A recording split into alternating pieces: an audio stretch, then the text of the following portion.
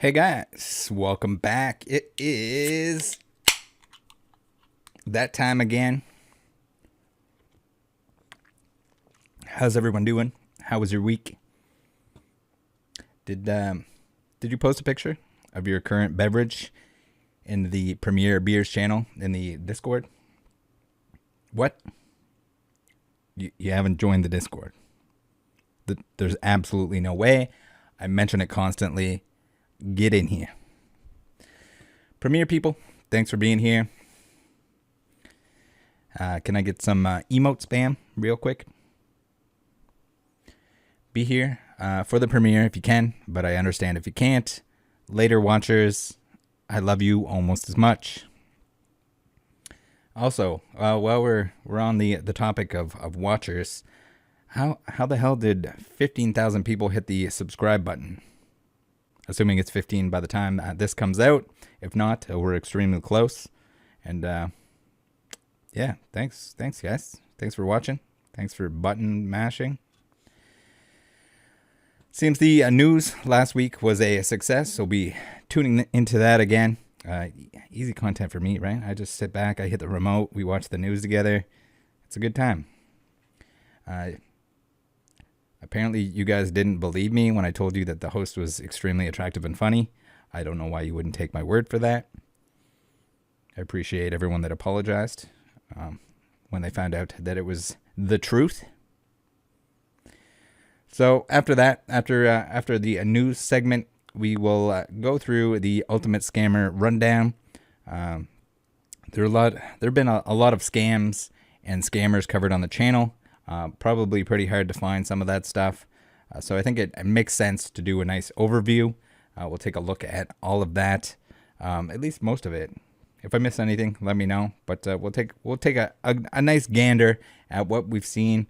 We'll mix in a little bit of new stuff, a little bit of concise pro tips on how to not get scammed, who to avoid, what to do, how to do it, all that fun stuff. All right, before we get into the news, let's do the weekly Rattle recap. I guess that's what we'll call it. We're going to look through the videos, see if you guys missed anything. If you did, there's a lot of stuff coming out. I don't blame you, but if there's anything you see here, feel free to go check it out later on. We got the openings every day, of course. Every day, all day. Not all day, but every day. We got the shorts, the crappy Pokemon openings, and then some actual Pokemon openings, usually new product, but every now and then we get a video like this with the mail day, Troll and Toad order, and then some trades and stuff that I've exchanged with others. So I think people really enjoy those videos. We'll mix those in every now and then. Pretty cool. We have the Monday, if anyone missed it, the PWCC selling a resealed booster box of Expedition. I suggest everyone watches that, but we're going to cover a little bit of that stuff today, later on, after we watch the news, of course. But yeah, interesting stuff. It seems like another case of people authenticating or selling something that they shouldn't be. Right? And yeah, we're going to take a look at how to avoid problems like that in general. It's avoiding scammers in general later on, but for now, let's leave it at that. We got the how authentic is the CGC Disco base set Charizard. There's a lot of people that commented on that video or that disagree with me without actually watching the video or understanding what I mean. Maybe, I don't know. Maybe they watched it on mute. Maybe they just looked at the thumbnail and left a comment, but I'm not arguing the fact that it's not an actual card that was printed on a sheet for Wizards of the Coast. That's not what I'm arguing. I know that's an actual thing. I have a friend, again, that has the Ninetales, but from anything and everything I've heard, they're hand cut. This one looks extremely hand cut. CGC kind of skirts around the fact that it's hand cut or not hand cut, and it doesn't matter in this instance, but it does in other instances. So you got to set the bar somewhere, and they're not setting the bar anywhere. They're just grading whatever the fuck they want. Should it be graded? Would another grading company grade it? No, they wouldn't. It doesn't matter if you rub your dick on it and it feels like a real Pokemon card. It doesn't matter If you do mass spec everything else, yes, that's cool, and it adds validity to the card itself, or the authenticity. It adds to the authenticity, but I think you're doing a huge disservice by calling it authentic, just straight up calling it authentic, giving it a grade, when your best source of information hasn't seen it or doesn't recognize it, but says that it probably is a test print. That doesn't do it for me. I personally, in my opinion, I don't think it should be graded. But yeah. Also, is it at the same time incentivizing people to chop up sheets? Definitely. Are you gonna make a whole lot more money by chopping them up and selling them like this? Yeah, probably. So then you have people destroying what is part of the history of what might be test prints. We're not totally sure. Again, from what I know, from what I've heard, from people that own the card, is the fact that someone that worked at Wizards of the Coast brought sheets home, cut them up, gave them to the kids. I guess that was like a cheap way of giving Pokemon cards to all the kids. How many more sheets do they have? How many did they have at the time? The details are lost. Just like the people that they contacted to find out about the sheets, those details are lost too, because it was so long ago. There's probably no one that actually even remembers at this point in time. Again, Wizards of the Coast stuff, be careful on quantities and overpaying on this stuff. Maybe not as bad as Proto Toys, at least not with the information that we know right now, because when you're hearing the story from the person, when you're using the backstory from the person that owns a copy or copies of the card and is secretly selling it through other people, that's pretty sketchy. There's some vested interest there as well. So it's just an all-around, I think, something to avoid if you want to keep it as part of the history. If it wants to be part of an article or something like that where you speculate on what it is, sure. But when you put it in a case, you call it authentic, you call it an authentic test print, and you break all kinds of rules where it's hand cut and not actually cut, factory cut, because it was a sheet. So I strongly disagree with them grading it. Feel free to agree or disagree with me on that. But yeah, that's pretty much it. We got lots of the 3-pack battles still going, the ongoing series where Adam faces off against other people to see if he can lose every time. We'll see how many he can lose in a row. Although he's doing a lot better this time. Then we have unpopular opinions in Pokemon episode 35. Again, we're getting pretty caught up on that series. It is a fun series to look through. I do like when you guys leave comments, and whether you agree, disagree. If you got to get your unpopular opinions in, do it on the thread on E4 before the video series ends. I don't know how many more are left there, but we're at the tail end. There's a lot of pages, there's a lot of comments, there's a lot of unpopular opinions, but yeah, feel free to add to the tail end, and it'll probably end up in a video. Then, last but not least, and not added yet, I can't even remember what the video is, but it's a video. Hold on, let me check here. Okay, so just checked. Last but not least, not shown yet, not uploaded yet. At the time of recording, it should be by the time that this comes out. It definitely will be by the time this comes out.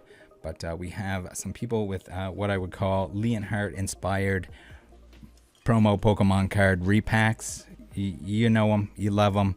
It's fun to see that people are trying to pull one over, whether it's someone trolling or someone being straight up deceptive. Who knows? But your guess is as good as mine. And let's I think that's good. Let's get into the news again. You guys ready? Remember what channel it was? That's right, channel 69.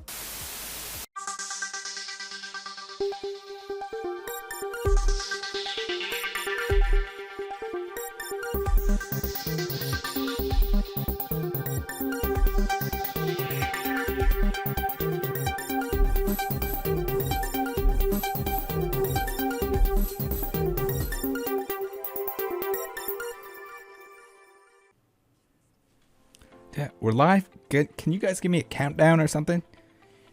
Damn it. It's me, Rattle, your host for Channel 69 Pokemon News. We're here. We're ready. Welcome back to the news. What did you just say? Soul patches are definitely still cool. All right, let's run the disclaimer here real quick before anyone gets upset. Warning, if you are soft and or a soft Poketuber who can't handle a joke, please look away. For real though, no hard feelings.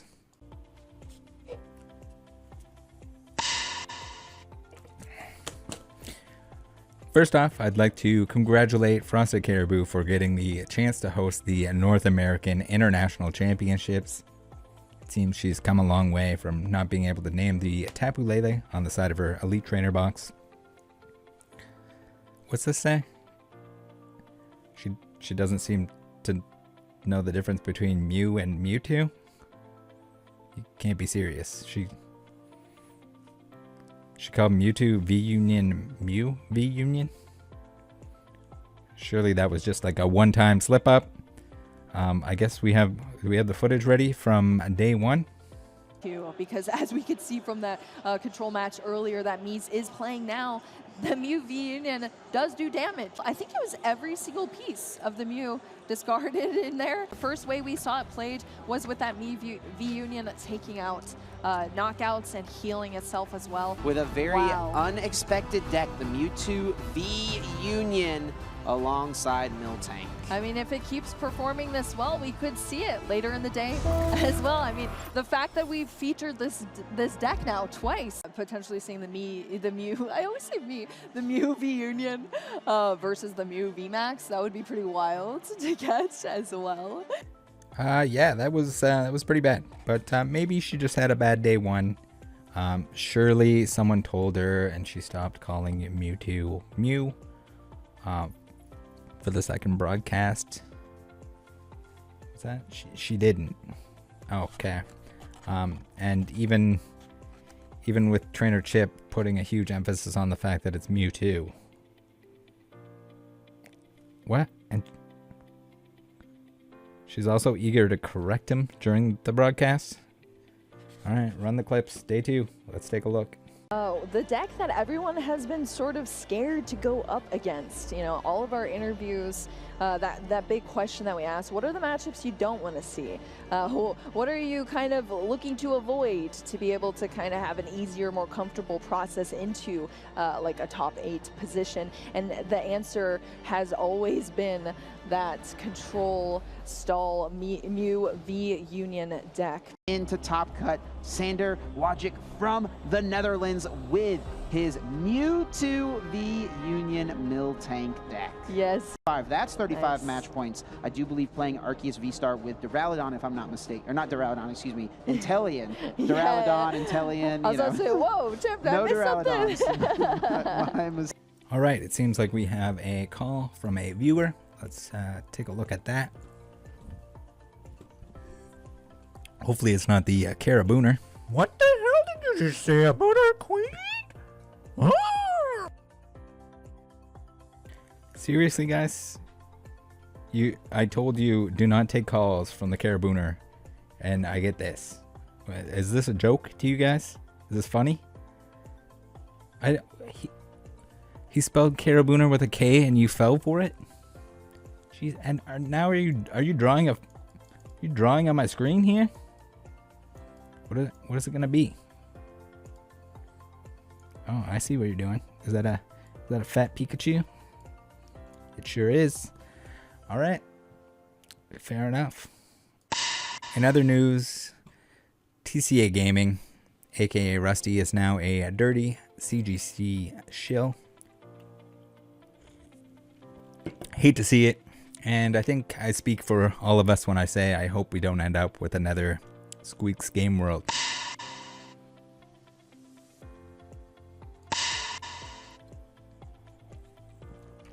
PTCG Radio manages to post the least useful video of all time on YouTube.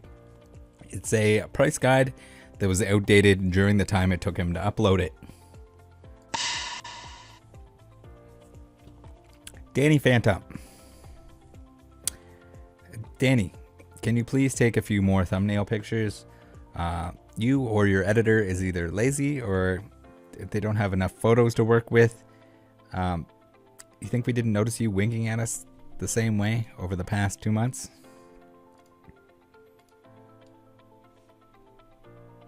All right, it is time for the graded cards of the week.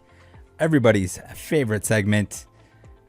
Thanks to Poke Physio for sending this one in. We have a Polyrath that is shadowless, but they designated it as unlimited. So I know it probably doesn't take anyone very long when they're into Pokemon cards to know the difference. Good job, PSA. Way to go. You did it. Next up, I thought maybe this was, we got a CGC Marnie here. Thought maybe this was just like a crappy picture. I was trying to figure out what the error was, but it seems like there isn't one. So we look front, we look back, we look. Thanks to J Squared Breaks for posting this. Double eyeballs possibly for sale. Surprise return as an error. Yeah, it's still a surprise to me. Because it certainly doesn't look like one, but I guess CGC is just horny to put error on everything in existence.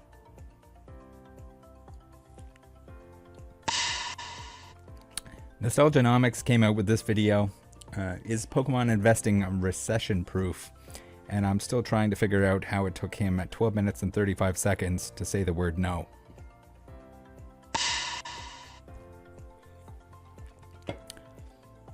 Trainer Chip got an early Astral Radiance ETB. I knew the Pokemon Company was stingy, but they could have at least sent you a booster box. Do they pay you for the TCG broadcasts? Blink once for yes and twice for no. Remember the good old days when players used to complain about collectors and or scalpers raising prices? Well, the tides have turned and now players can scalp themselves. The new Gym Leader Challenge format has given us ridiculous prices on cards that used to be bulk. We have an uncommon Ivysaur for $13.20. We have an uncommon Town Map for $8.90.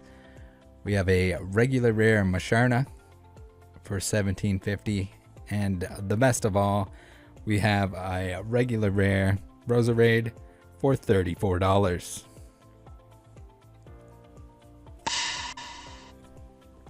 Catch 'em all Collectibles shows us just how bad a thumbnail can look when you don't know how to use MS Paint. Pokeballer Mike has set a new world record for most times Let's Go was said in a single stream, and no, they did not count the times that he was referring to Pokemon Go. Dirium has made a return to opening. Typically, he suckers others into mass opening the customer orders for him. Guys, is this really the best picture we have? Why is his webcam so damn small? That's better.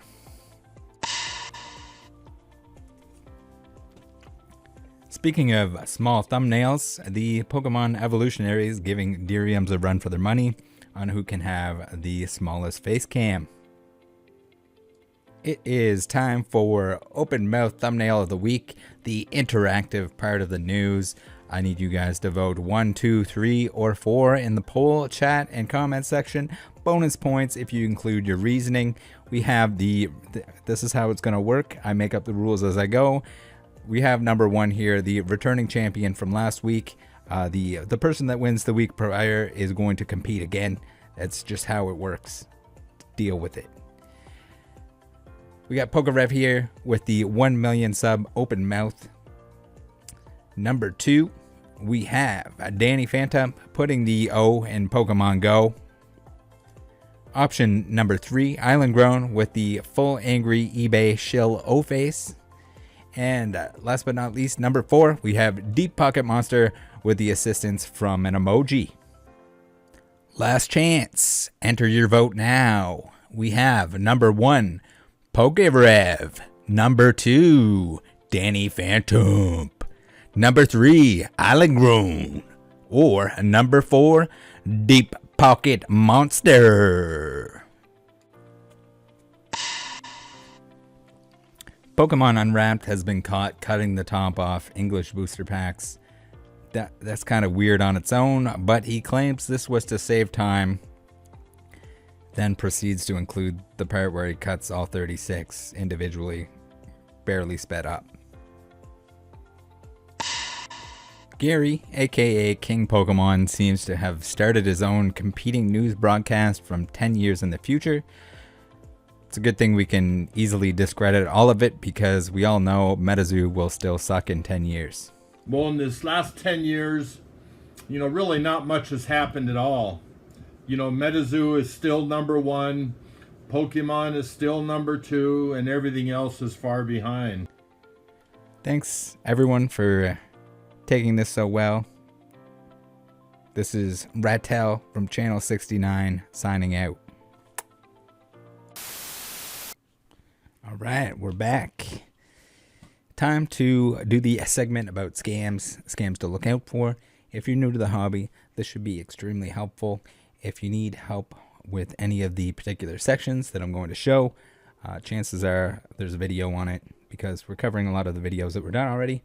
Examples of why you shouldn't do certain stuff, examples of what you should look for in scammeronis, all of that fun stuff. So first up here, I guess the most common scam or the most common issue is paying without buyer protection. If it's a significant amount of money and you don't know the seller, just don't. We can look back at the Merk City video here shown on screen for a perfect example of this. Him being Nick Jones asked me to not make a video about him taking money without shipping anything. Claimed he was going to make it right. I told him we could make a follow-up once he did make it right, or once he was starting to make things right with the people that he ripped off. He didn't, and I haven't heard from him since. So Nick, if you've smartened up, if you've been working towards paying the people back that you ripped off, feel free to reach back out to me. I mean, this example should be common sense, but it happens all the time. No, it's not worth saving a small percentage on fees. Just don't do it. All right, next thing to look out for are fake boxes. So these typically made in China, knockoff versions of Pokemon product. There's always going to be differences. They're significant enough that anyone that is around Pokemon, that has seen Pokemon, that has Pokemon product to compare to, should know the difference. So here's a few videos. First up, we have one where I opened a box of fake Vivid Voltage. Pretty good, maybe from a distance, maybe in the dark, maybe if you're not paying attention, maybe if you don't know what you're looking for, maybe if you're a parent buying something on Etsy or eBay from China itself. This is probably what you're going to run into. So if you don't know, compare it to the real thing. Get your jeweler's loop. If you need to compare the Pokeball wrap. The Pokeballs are wrong. The box itself is wrong. There's going to be small details. When in doubt, compare to a picture of a real box. If you don't have one on hand, you can't find one at a local store, you don't have a friend that has one that you can compare side by side, go online, find a picture from a reputable source, find a video where they open the box is even better because you know it's a real box if the contents are real. Compare side by side. There's going to be drastic differences. Typically when you have them both side by side, there's no way that you don't notice those differences. If there are differences, you probably have a fake box. So we have that Vivid Voltage box, and then I did a side-by-side comparison with the real thing. If you want to check that out in terms of knowing whether real sealed product looks like fake sealed product, this is a great example in terms of like modern stuff. And then I have a side-by-side on a lot of the cards themselves, which is probably pretty helpful. I get a lot of people asking about this all the time, and it's kind of that easy. This is something that if you're around Pokemon cards, you're probably not going to get duped by, but it's still good to know the differences, to know what to look for, so you don't accidentally stumble across this, especially for the newer folks. Then we move into, we have the vintage stuff, the fake vintage boxes and stuff like that. constantly get messages on like, hey, is this real? Hey, is this real? No, it's probably, if you have to ask me, it's probably not. If it's underpriced, if it doesn't look right whatsoever, again, same instance here, a little bit maybe harder to tell if you're not paying attention, but at the same time, if you're spending this much money on a box, or even if it's underpriced and you think it's a super deal plus, it's probably too good to be true. Compare it to the real thing. Go find some listings. I'm not saying that necessarily everything that Heritage isn't resealed or fake or whatever. What I'm saying is a lot of these listings, or even if you find, even better, a video again of the box being opened, you can compare the small details, and you see here side by side, clearly a fake box on the right side.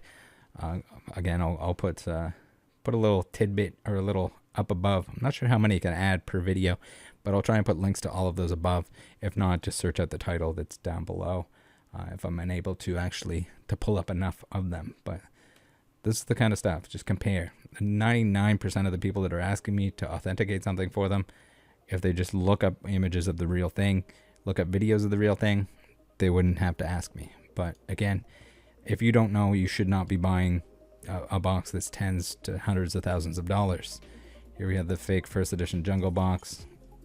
To the experienced collector, yeah, but clearly not the real thing.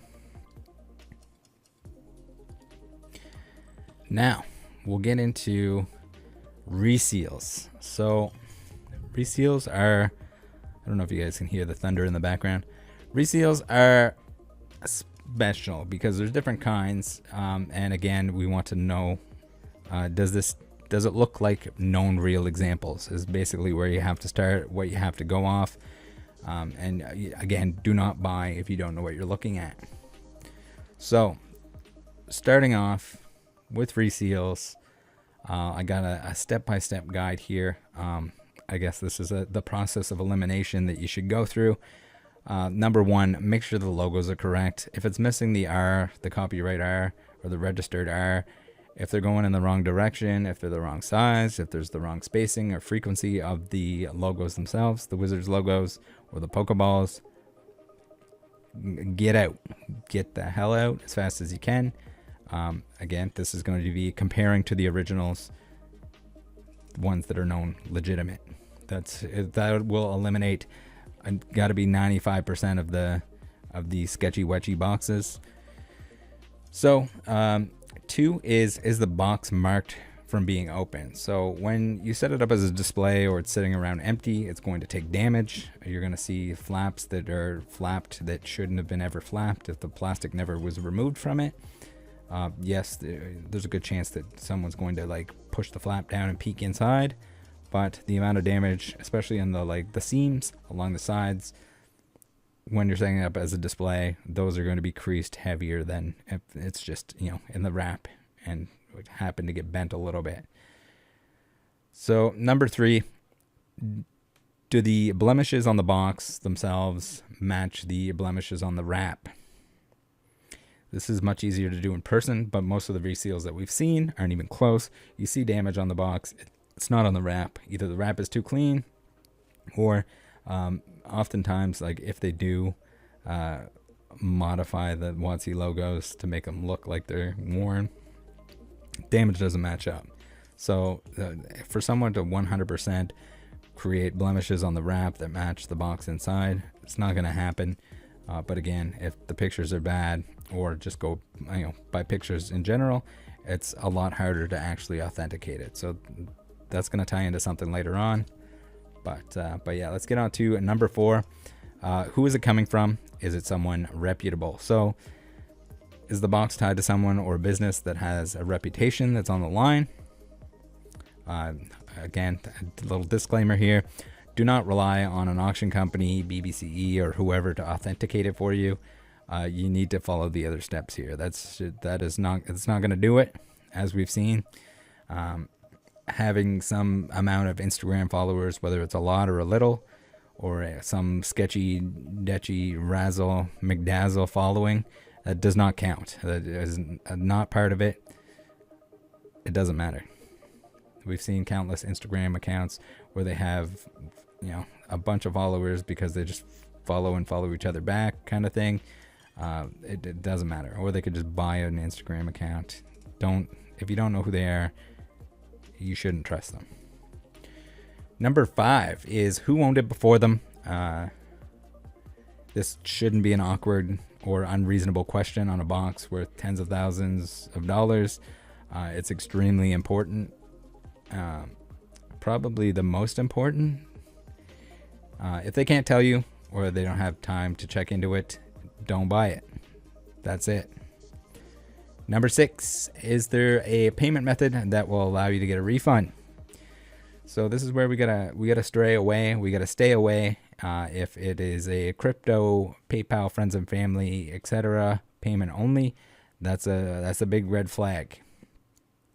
So buyer protection being extremely important when referring back to number 3, which was, do the blemishes on the box match? And when you receive it in person, then you have that recourse. Like if you're meeting someone on a back alley, you might not have the time or lighting to actually notice whether it's resealed or not. But if you purchase it, you receive it, you have PayPal goods and services, or some other method of payment that you have buyer protection on, great. You notice that the blemishes don't match with the plastic, cool. Or if you open it, if you're opening it, say if you're doing a break or you just wanted to open it in general, or if you're so uncertain that you have to open it, you have a way of getting your money back. On screen here, we have an example of a seller who is selling the fake WOTC wrap. Usually very easy to spot, and only a portion of the reseals. We're going to take a look at an example of that, but we'll also take a look, or I guess we have taken a look at this most recent video here with PWCC selling a fake booster box. This is what is probably a Magic the Gathering wrap that was repurposed onto an Expedition box here. So one or the other, we'll take a look at the differences. This one being much harder to detect, and we'll have to use more of the wrap to box comparison when dealing with something like this. A lot more dangerous, as we've seen. All right, we have a new scammeroni in town, a DMike45661. Thanks to Think FWD, or Think 4-Wheel Drive, for sending this to me. Bonk for adding some info and images as well. Both of them are from E4, and I would imagine probably in the Rattle Discord. If not, get in here. Seems like the listings were already removed, but at least most of them. But we'll take a look at them nonetheless. I think these are important. Again, it doesn't take much. We get a low feedback seller. It's not too hard for them to get their hands on another account. eBay often is delayed in getting this stuff removed. Thanks to Rusty or TCA, I do have some closer contacts that I can reach out to at eBay now with information on these fraudulent items. In my opinion, those emails that I will send being much more effective than an authenticity guarantee, especially because it doesn't apply to booster boxes. So here we go. We're gonna take a look through here. We got this one here. I think this is the only one that's still up or still showing, is the Neo Revelation First Edition booster box. It seems they relisted it, so not too sure exactly what the status on the account is at this point in time. This one, one of the least egregious of the examples, but we got issues here because our Wizards of the Coast logos, not only do they look wrong, but also we're missing the R. So it's a dead giveaway. We're missing the R. Our box has damage, and the wrap does not. It's just kind of a dead giveaway. We can also look at the seams. We can look at the sides, where the seams are, which way the logos are going, how the seams look in general. But yeah, this is an example of those. This is the fake Etsy wrap special with the beat up booster box and fresh as can be fake wrap on it. So Next, we'll take a look at their account here. It looks like they only have negative feedback for canceling an item after the auction was over because it was too cheap. But you know what? You're probably in luck that they canceled the order because it was probably a fake item or a resealed item. So here's what they had listed before. You can see here they have they got Neo, they got Rocket, they got Base 2, they got Aquapolis. We'll take a look at the Aquapolis here, which is interesting. Like, look at the box. The box is absolutely beat to shit. Not only does it look like it's been opened and displayed, but it looks like it's also been bent in these sections here. Ooh, we got some thunder action. Hopefully I don't lose power. We got some serious crunchy wunchies going on that there's no way that happened with the plastic on there. Again, this is ignoring the fact that the wrap is clearly fake, although there's surely people are going to fall for this. Unfortunately, here's a close-up of the logo itself. You can see here, it's wrong. It's altogether wrong, but most glaringly, obviously wrong is the fact that there's no registered R at the end of the coast there that we're typically looking for. So this is the Aquapolis box here. I don't know if we can flick through these images real quick. Take a look. You can see the box is crushed. The plastic is fine. Not that the box can't get crushed and the plastic be fine, but here is the real deal. This is it. This is a real box. You can see here. This is in pretty good shape, which matches the Wizards logos themselves, but also at the same time we have there's wear and tear. There's always going to be a little bit of wear and tear. Even with new product, you're going to see like the Pokeballs are not going to be perfect. They can potentially be worn out of the box, but yeah, if we were looking at this in person, we'd want to look for any kind of like little stress that was on the plastic in any of the spots that are dented, etc., because it's not, chances are it got dented afterwards. So this one is good, but definitely still something that you want to do all of the steps for, regardless of how good the pictures look, how spot on all the damage to wear ratio areas of interest are. Always double, triple, quadruple check. Get the backstory on it. Where did it come from? Who owned it before? Why does it still exist in its sealed state? All of that fun stuff. If you're looking for examples of a scammer who is using the Etsy wrap, look no farther than our boy on Instagram _Polkadoc_, who was selling WOTC Pokemon boxes, or sold one, ended up getting sued or had the threat of a lawsuit, looming threat of a lawsuit, where he refunded the buyer. Just unlucky, or I guess lucky for the buyer, unlucky for the scammer, that the buyer had the wherewithal and the funds to be able to afford a lawyer and take him down no matter what. That's pretty much what it comes down to. Veteran owned on eBay, and Binh, Nguyen? Correct me on how to pronounce that in the comment section.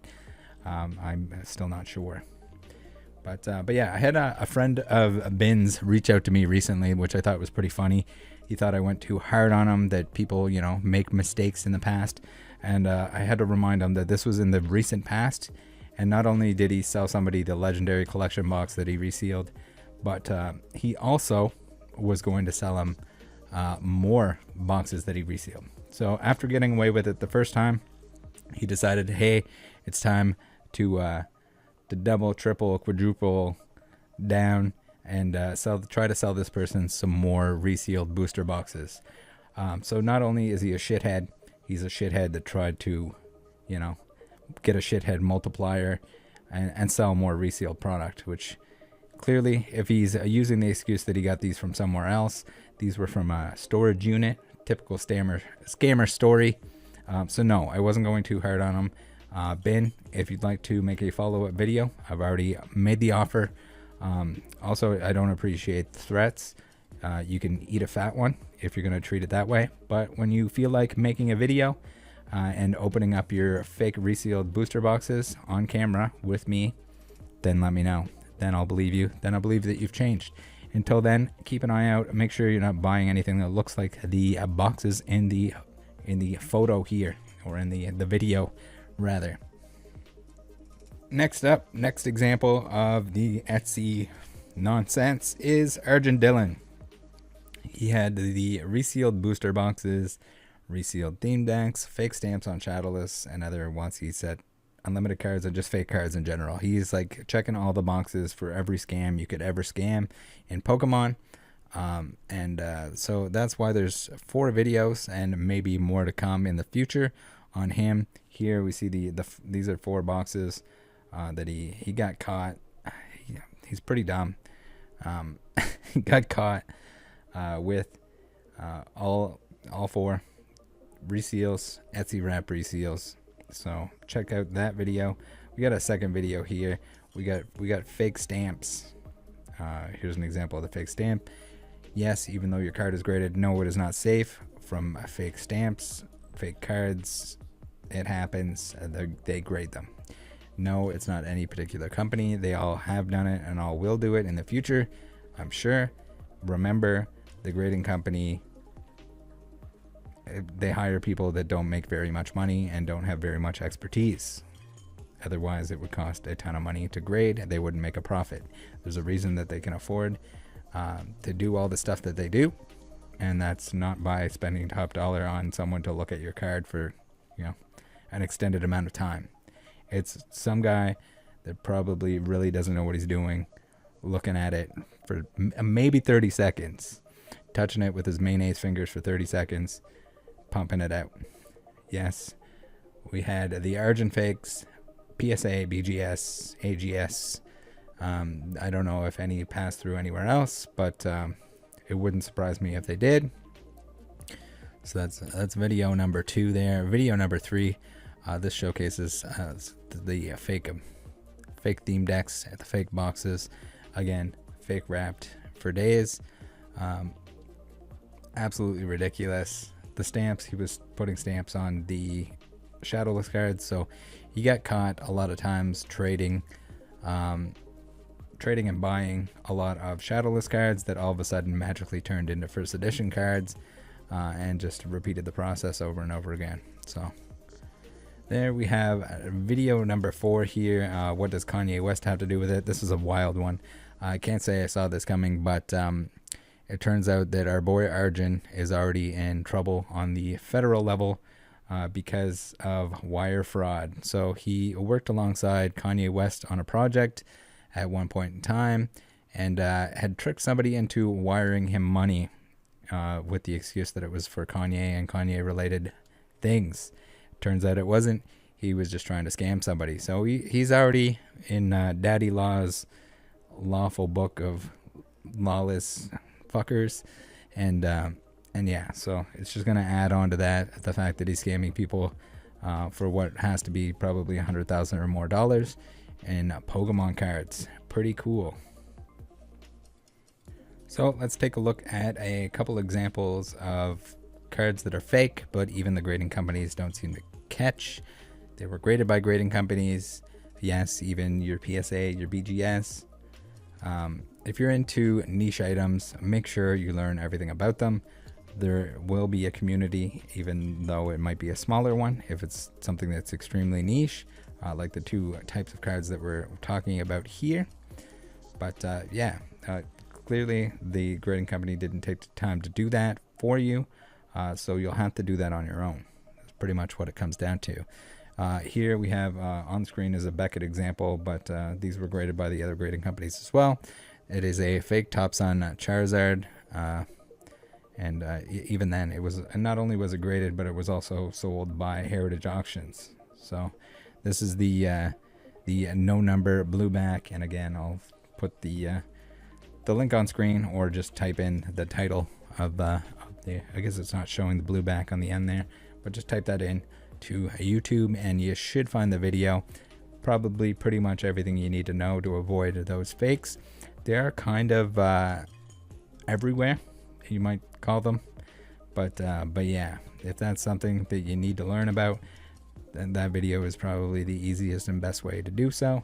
It'll also refer to certain people and certain posts that are useful in learning just that, which comes right up alongside these Bandai Anime Collection card ass. Another very niche item, another item that it's hard to find information on, but watch the video, take the links that are provided in the video, and you should have no issues. There's a ton of these that were graded as well.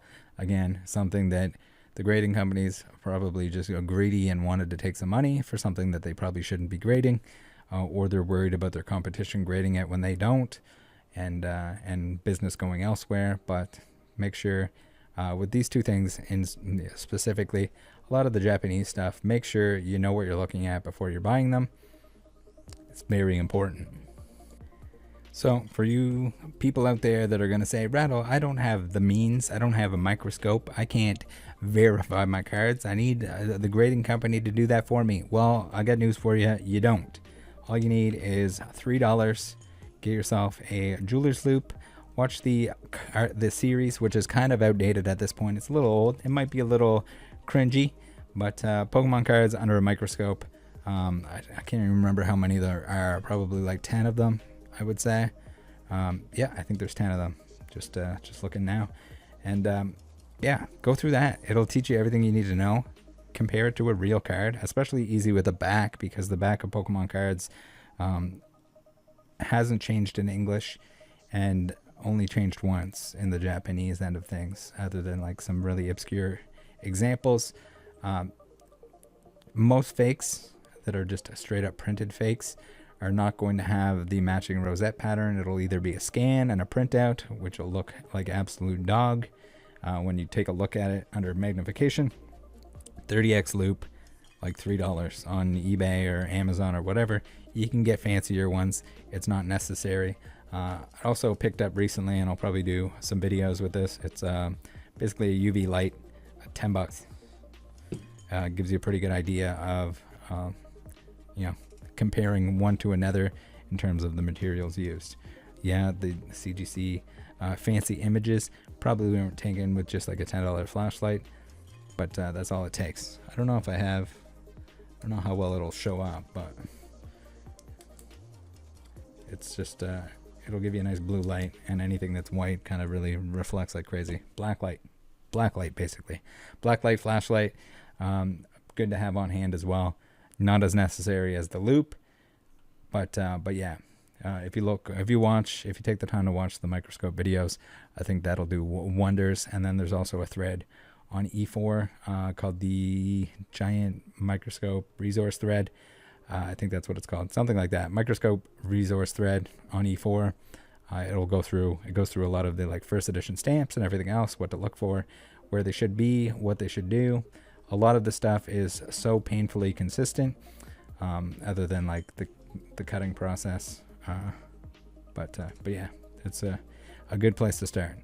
And guess what? It might be a little bit time consuming to learn the stuff. It might take a little bit of effort on your part, but it'll save you a lot of money. If your concern is authenticity, I can assure you that if you take a little bit of time, learn this stuff yourself, you're going to be much more qualified than any grading companies, anyone. That's just how it is.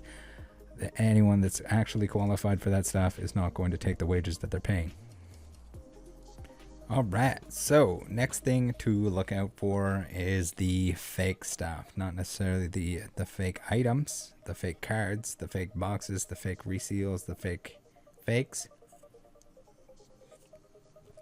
I'm talking fake raffles, giveaways, etc. Giveaways, if too good to be true, probably are. A lot of the smaller ones are also potentially fake.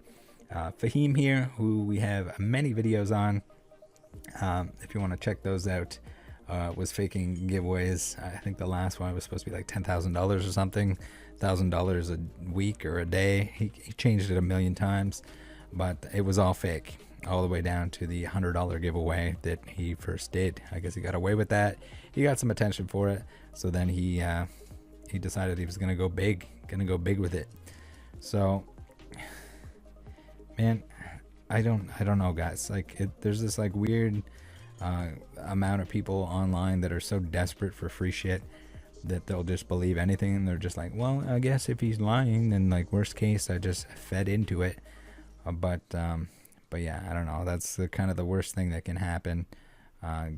Getting attention, faking stuff is probably not good to encourage, but that's kind of the world we live in. So when you get into the raffle stuff, they call it a raffle, razzle, a mix mazzle, McDazzle. They changed a waffle. They changed the name of it because it's often flagged because it's illegal gambling. So when you're into something like that, when people are publicly gambling illegally or providing the service to gamble illegally, there are bound to be more bad actors. It's just how it is. It's like if you go in a back alley, sure, the guy playing with the dice, maybe he's a good guy, but chances are he's probably going to stab you. So take that how you will. If you're publicly breaking laws, you're probably more likely to pull one over on people. That's just how it is. That's how it works. Sure, there are good people that razzle McDazzle. You're wasting your money if you're doing it. Find another way to get mystery items. Again, I suggested just like buying each other stuff. Like find a friend, buy each other some items that you know that you'll like, instead of mystery boxes or anything like that. Another, I think, a terrible way to spend your money. Just trade with somebody that knows what you like and what you need and what you want for your collection, and they can surprise you that way. At least you have a general idea of what you're getting, what you want. You don't end up with a bunch of shit that someone's just trying to clear out. Again, you're not going to get more value that way rather than just buying the individual pieces, because the person that's buying the individual pieces to put them in the box is, they got to make money somehow. So either the large majority of people are going to get shafted with less than the value of the box, or everyone's going to get like basically the value of the box. There's no winning. You don't win. There's no winning. And no, if you participate in enough of them, we got, again, the law of large numbers, which Pokemon collectors don't like to understand. It's just how it works. So I'm not really a fan of giveaways in general. And unless you really want that to be the purpose of your channel. It's not really the viewer base that I'm looking to attract. I think you guys probably get that at this point. I'd rather you guys be here for entertainment and or information rather than free stuff. It's just how it is. Now, I'd like to say, like, when we're talking breaks, we're talking rip and shippers and all that stuff, the razzle dazzlers. How many of the packs being sold on these sketchy breaks, etc., are weighed or resealed? In terms of the resealing, it's hard to tell on camera. In terms of the weighed, are you just taking their word for it?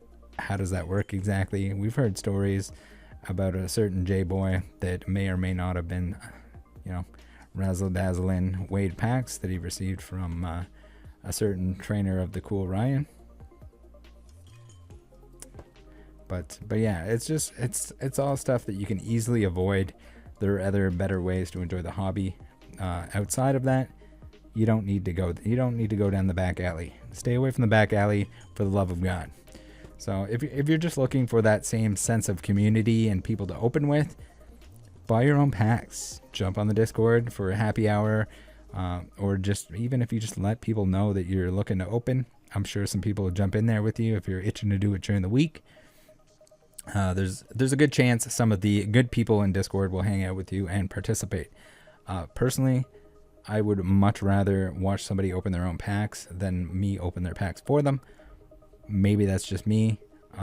If you'd like me to hang out with you while you do it, we do it every week in the happy hour chat. There's always, sometimes we got multiple people opening packs at the same time. It looks a whole lot like the WOTC unlisted leaf break, except with no one's wearing gloves, at least not at this point. We'll try not to judge you too much if you show up with gloves to open your own packs. We have taken a look at shill bids on the channel already in the form of Card House EU, who is kind of I guess known for it at this point. there's a little bit of an overview on what to look for, how to look for it in the video shown on screen here.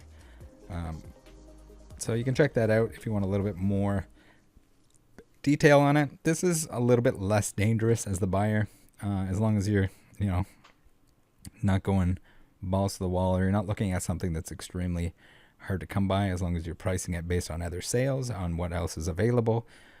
So no matter what platform you're on, what auction platform you're on, there is going to be some number of shill bids, some more obvious than others. If you can avoid buying from those who do it, with eBay, you can just set a snipe bid or bid yourself near the end of an auction, and just not be competing. Just compete with yourself, place the bid, know how much you want to pay, and enter that only the once. Don't get caught up in some kind of like bid war with one other person that could be the seller themselves. Bid what you got to bid. If you don't win, you don't win. That's the end of it. Don't bring it any further than that. That's pretty much it. That's pretty much all you can do to save yourself from getting shillaronied. And with the like really rare items or items that don't come up very often, be a little bit careful that previous auctions or previous sales data isn't largely to do with items that were shilled, so that you're not overpaying the next time that it becomes available. That's it. All right, the next cautionary tale. This one is going to be changing a little bit. So at the time, we had stores like Dragonfly Games who were taking pre-orders that they almost certainly were not going to be able to fulfill. Like, no one was getting their actual amount that they're requesting, which is a huge issue when you take basically unlimited pre-orders and then can't provide the product for the people that did pre-order. And then if they had difficulty refunding those buyers because they spent the money on something else, probably not an issue that we're going to see now, where, you know, it's probably going to get to the point that stores can order as much as they want, you know, within, you know, reason. I'm sure you can't just order like 1 million of each product, I guess depending on store size, but yeah, not an issue anymore for the most part. But still, I think we're going to see a lot of game stores that are going to end up closing their doors. So that could be a case where we see somebody, if you order something, you might not get it, they might take off. And basically, to avoid this, make sure you're either paying with PayPal or with a credit card or some form of payment where you can get your money back if you need to. There's no reason at this point to be pre-ordering way in advance. But yeah, that's pretty much it. Just be careful, because the game store that you order from, if it's not a reputable one, if it's not one that's, you know, just like there's a ton of temporary grading companies, there's also going to be a ton of temporary game stores, because everyone wanted an account when you could buy a Pokemon product and immediately 3x your money. It was free tendies. So even the distributors themselves stopped opening accounts because they just had too many requests. They didn't have enough product, all kinds of issues. So be careful at all times. Even if you're buying from a game store, make sure you're paying with a method that you can retrieve your money if you need to, and make sure that it's not so far in advance that you can't do so. All right, next we have mystery boxes, and my best advice is just don't buy mystery boxes. That's pretty much as easy as it is, as easy as it gets. Again, basically the sketchy back alley of Pokemon products. Make a friend, trade each other some mystery items if you'd like to do so. You probably have a better idea of what you actually want. You won't end up with a bunch of keychains and butt plugs, Pikachu butt plugs. Although maybe that's what you're into. Yeah, so I don't know. In my opinion, there should be enough mystery when, you know, opening a pack or opening products on their own. That's not enough for some people. I mean, the problem is that the mystery boxes, especially when you reach out into these like sketchy areas, like the Poke Power box, they're not regulated in any way. So you never know. Are the creators, are their friends getting all the good ones? Do the good ones even exist? Do they even need to exist? Are the reviews fake? Are the reviews being left by like the two people that got something juicy? And then like the ones at the store, even the ones at like in Walmart, like the MJ ones, are those weighed for the graded cards? Are they checked? Are they searched? Are they whatever? Like it's just not a good idea. A lot of like PokeTubers will advertise it as this fun and exciting thing, which is kind of, I don't know, it's kind of a bad idea. I don't think anyone should necessarily be encouraging it. I get that it gets views, but at the same time, it's no matter what.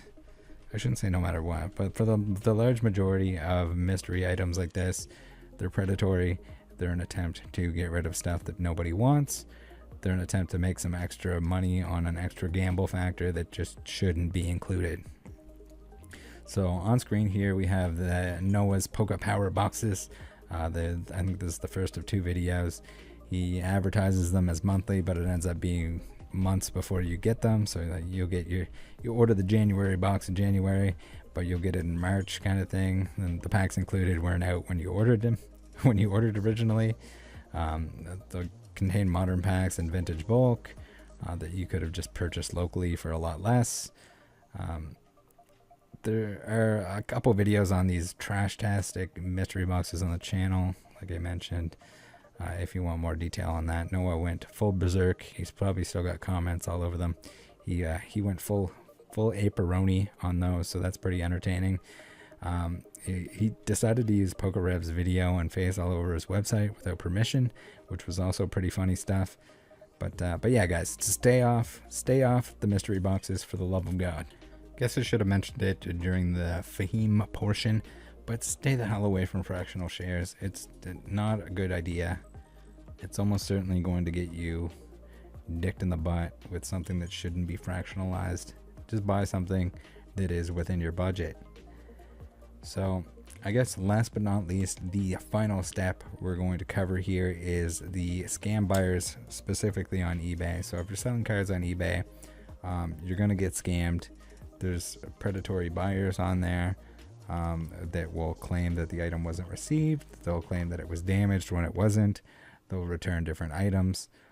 There's an E4 block list, but I will also be posting my personal block list on the Discord. So if you want to copy paste that, you can. It's a combination between the E4 block list and just people that have kind of caught in some shady activity. So it's a good way to avoid at least a good chunk of the scammeronis. But yeah, guys, thanks for tuning in. You guys have a good night. I really appreciate everyone that could make it for the premiere. Everyone watching it later on. Love you too. Make sure to take care of each other out there. If you see anything sketchy, send it my way. I'm way behind on DMs, but I'll try to catch up here at some point. Try and mash my way through them, maybe while I'm doing some other stuff at the same time. But yeah, take care, guys. Make sure, if you haven't already, from the like 6 times that I plugged it within this video, join the Discord. Later.